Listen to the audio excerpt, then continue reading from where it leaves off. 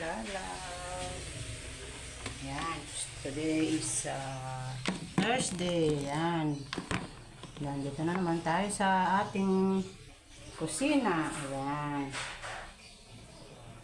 O mga walang pasok yung ating mga estudyante. Kaya modular lang sila mga mga lab. Kumuha kami ng module sa school. Sa school ni Ron. Ayan. Bali 8 yung module niya. Hindi pa namin alam kung kailan i-remit yung yung module nila. Ayan, oh. Kamusta na kayo? Good morning, good morning. Luzon, Visayas at Mindanao. Ayan, kung saan man kayo naroon. Ayan.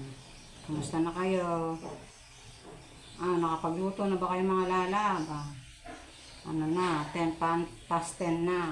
Kaya alam ko nagsisipag handa na rin kayo ng mga lulutuin. Ako mga lalab, hindi ako nakapamalengke dahil meron akong istang na isda dito sa bahay. Ayan.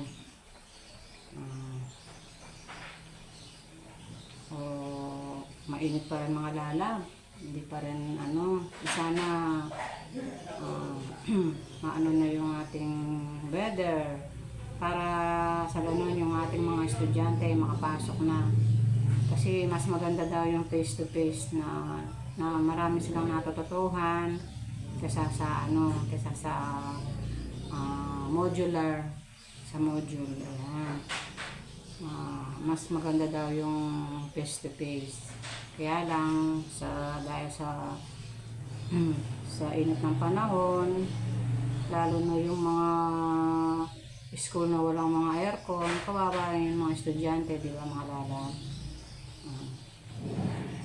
Sa ngayon, ang ating for today's video mga lala, ito, isda naman ang ating lulutuin for today. Kasi kahapon, nag-adobo ako ng pork pata. Ayan. Ubus na mga lalab. Siyempre, isang kainan lang yun. Kaya ayun, ubus na. Kaya ngayon ito, pinagluto ko na naman sila ng isda. Ayan. Papakita ko sa inyo malab kung anong klase ang niluluto ko sa kanila. Ayan. Ito mga lalab. Ayan. Ito ay pangat. Tasak Pampangan, ang tawag ito, pangat na isda. Nilagyan ko lang to ng mga lalab, yung luya, sibuyas, kamatis, ayan. Kaya ganyan ang itsura niya, may sabaw-sabaw siya. Pangat na isda, ayan, parang kinamatisang isda, ayun. Ito ang kanilang ulam for today, mga lalab. At nakapagsaing na rin ako sa aking rice cooker. Ayan. Tayo sa likod mga lalab, yung aking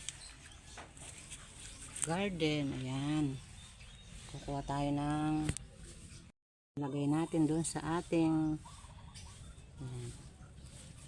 nilulutong isda.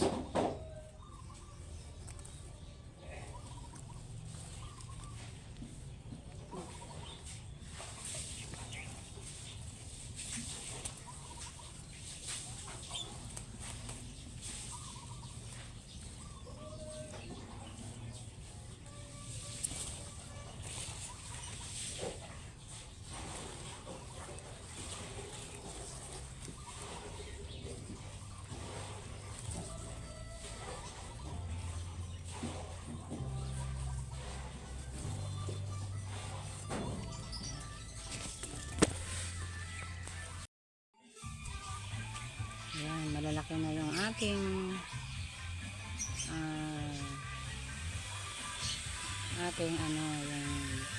yung beans, yung malalaking beans ito eh. Ayan. Ayan. Paano na sila. Palaki na sila.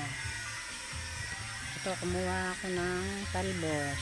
Lalagay natin dun sa ating pinangat na isda. Ayan. Ayan. Sasahog natin para may gulay yung ating sinabawang isda. Ayan. Yung ating mga talong maliliit pa, hindi pa pwedeng haniin. Ito maliliit pa lang sila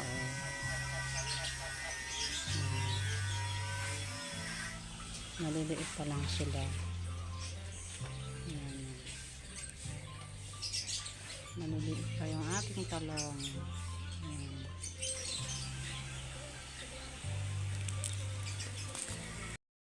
Ayan, kumuha tayo ng talbos. Lalagay na natin sa ating bulanglang. Ayan. Gulay is life.